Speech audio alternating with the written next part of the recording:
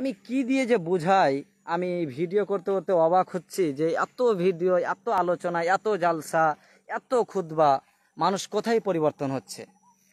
তাই তো আমি আল্লাহকে বলি, আল্লাহ যদি কবুল করতে হয় তাহলে ভালোভাবে কবুল করো, না হলে এমন এক আলেম, এমন এক মানুষকে নিয়ে আসেন যার কথা শুনে মানুষ ইসলামের পথে আসবে। না হলে আল্লাহ তুমি যদি আমাদের ইসলাম দায়ী হিসেবে যে কবুল করতে চাও তাহলে মানুষ আমাদের কথা শুনুক, মানুষ ইসলামের পথে আসুক। আর যদি আমাদেরকে যদি কবুল না করতে চান আল্লাহ, আমাদের বদলে এমন এক জাতি, এমন এক মানুষ, এমন এক ব্যক্তিকে নিয়ে আসেন যিনি জাকির নায়কের মতো ইসলাম সবচাইতে শ্রেষ্ঠ ধর্ম প্রমাণ করে মানব জাতিকে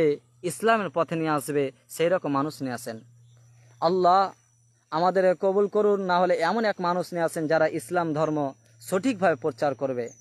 এখানে আজকে আমি কথা শেষ করছি, আর আমার জন্য দোয়া করবেন, এবং যারা এই লাইভটি দেখলেন